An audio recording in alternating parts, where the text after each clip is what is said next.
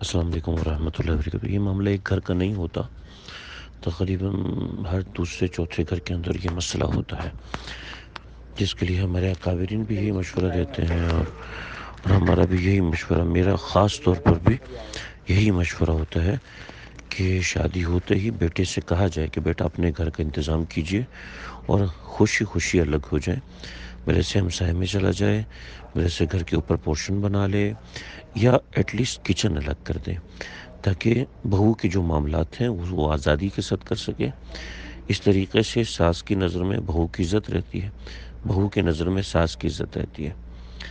اگر ایک گھر میں ساس اور بہو اکٹھے رہیں گے تو اس میں 90% یہی ہوتا ہے کہ صرف نفرتیں بڑھتی ہیں۔ چنانچہ ہمارے اکابرین یہ کہتے ہیں کہ بچے جب شادی کے قابل ہو جائیں، ان کو یا تو گھر الگ بنا دو یا ان کو کرائے پہ گھر الگ لے دو، یا اس سے کہہ دو کہ بیٹا اپنا گھر کر لو اور اپنی بیوی بچوں کو وہاں پر رکھو، جیسے چاہو بیوی کی تربیت کرو، جیسے چاہو اپنے بچوں کی تربیت کرو۔ اسلام کے اندر جوائنٹ فیملی سسٹم نہیں ہے، صاف اور دو ٹوک بات ہے۔ والدین کا خیال رکھنا بیٹے کی ذمہ داری ہے، بیٹے کو چاہیے کہ وہ اپنے والدین کا خیال رکھے، لیکن والدین کی بھی ذمہ داری بنتی ہے کہ وہ اپنے بیٹے کے ان معاملات کا دھیان رکھیں۔ کہ تھوڑا سا مشکل ہوتا ہے، انیشیل لینا مشکل ہوتا ہے، لیکن مشورہ یہی ہے۔ یہ بات کہنا بڑا مشکل سا ہوتا ہے ماں کو کہ بیٹا اپنا گھر الگ کر لو، لیکن آپ خود ہی 6 سے 7 مہینے میں دیکھیں گے کہ پوتوں نواسوں کے دل میں کتنا ادب احترام ہوتا ہے، اور اسی طریقے سے آپ کے دل میں ان کے لیے کتنی محبت ہوتی ہے، اور بیٹے کے دل میں آپ کے لیے کتنی قدر و منزلت ہوتی ہے۔ ہم والدین اکیلے گھر میں کیا کریں، یہ 50 قسم کے مسائل ہوتے ہیں، لیکن جب امپلیمنٹ ہونا شروع ہوتا ہے تو بہت سی چیزیں سامنے آنا شروع ہو جاتی ہیں۔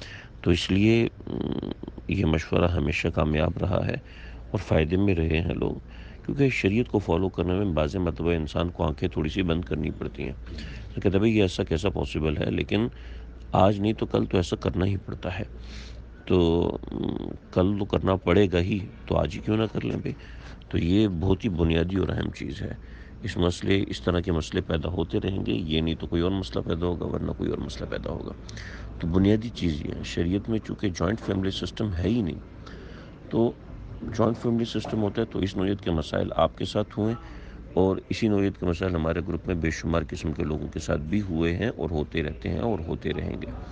چنانچہ بہترین حل یہ ہے کہ الگ گھر کیا جائے، ماں باپ کے ہمسائے میں گھر لے لیا جائے، اوپر والا پورشن لے لیا جائے، ایٹ لیسٹ کچن الگ کر دیا جائے، جس میں اس کا فریج الگ ہو اور اس کا اوون الگ ہو، یا اس طرح کی بنیادی چیزیں جو ہیں وہ الگ ہوں۔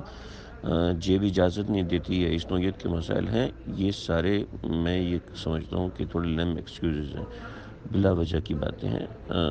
تھوڑا سا انسان محنت کرتا ہے، چٹنی روٹی کھا لے، لیکن تربیت میں فرق نہ آنے دے، اس سے بہت سے مسائل حل ہوتے ہیں۔ یہ چھوٹا سا مسئلہ نہیں ہے، کہنے کو چھوٹا سا مسئلہ ہے، لیکن ایکچولی بہت بڑی باتیں ہوتی ہیں اس کے اندر۔ السلام علیکم ورحمۃ اللہ۔